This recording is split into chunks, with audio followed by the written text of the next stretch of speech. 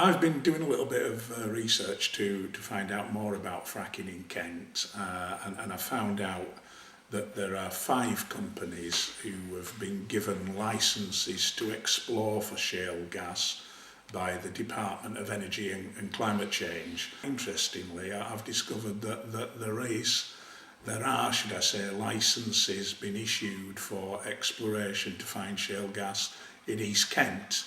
And that's a company called Coastal Oil and Gas, which has got 4 licences to explore, and those licences are like plots of land, so to speak, over quite large areas, and Coastal Oil and Gas have got 4 licences to explore around the Dover Deal and Sandwich area, and that comes quite close to Thanet, more or less. Woodensborough, just up by the Pfizer site, is borderline of their licence. So it's about 2 or 3 miles away from Cliff's End. So you've got those exploration licences, which are valid for, I believe, 6 years. And once you've got the exploration licences, my understanding is that you can then apply to the planning authority, which in this case is Kent County Council, to start doing test drills, test boreholes, to see if you can find any gas anywhere. Coastal Oil and Gas have got an application going back to December 2011 for the drilling of test boreholes at Woodensborough, which is 2 or 3 miles away from Cliff's End.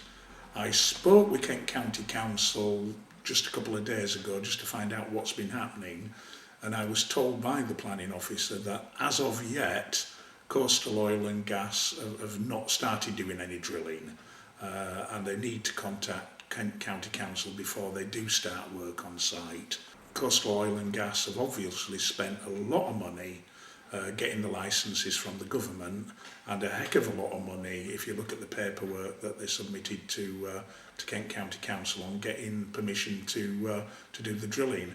So I would expect they're going to want to try to get some money back on what they've invested already. If gas is found, then obviously Coastal Oil and Gas would stand to make a heck of a lot of money. My understanding is that around the Woodensborough area, where the exploration looks like it's going to happen, that there's the sort of underground water supplies, some of which serve Thanet. I do know that a lot of Thanet's water comes in from those supplies. And of course, one of the big dangers about fracking is because you're pumping water and chemicals very deep into the ground to release the gas, that water and those chemicals can easily mix in with the water table and lead to the pollution of freshwater supplies. And the other issue, which of course people are probably more familiar with, is the whole question of earth tremors and earthquakes. And I think there was that case a year or 2 ago up in Blackpool where fracking has definitely been linked to causing mini earthquakes.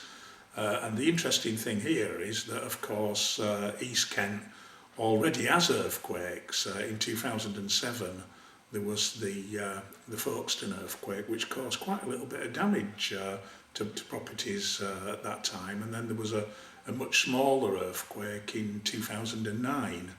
So if shale gas is discovered and if fracking does start in East Kent, then that will be happening in an area of the country where there already is a history of earth tremors and mini earthquakes. On top of that, of course, there is a long history of coal mining around East Kent, and I believe the area is riddled with old mine workings and so on. So if you're actually going to be digging deep into tunnelling and burrowing with these machines deep into the ground and then setting off explosions underground to make the cavities full of water to go in, who knows what's going to happen to these old mine workings. Fracking could actually lead to subsidence in areas of East Kent. So I think there's 3 really powerful reasons for people to begin to start organising to oppose fracking. It is a serious issue, and of course people over the past few weeks have seen what's happened in Balcombe, where the local community and other people have joined together in quite strong protests against what's going on in Balcombe, and I think really that's what's going to be happening in East Kent, that local people are going to start working together to start an opposition and a campaign against fracking in East Kent. It's a shame Laura Sands has taken something of a negative attitude towards fracking. I did contact her, I did make her aware of what I'd found out, and I got a rather dismissive one-line reply from Laura Sands saying it's not an issue, there's nothing to worry about. And I find it very strange that Laura Sands, who over the years that she's been the MP for Thanet South, has made statement after statement about how important she believes the green developments in Thanet are, and she wants to green the island. I find it rather odd that when it comes to fracking, which is really going to be quite a challenge to her vision for a grand green isle, she's denying it's happening, she's denying it's an issue. I think as many local people as can should be contacting Laura Sands, should be writing to her and telling her that fracking is a real danger for Thanet, and they want their MP to stand up and oppose this dangerous gas extraction method and actually represent the interests of their constituents.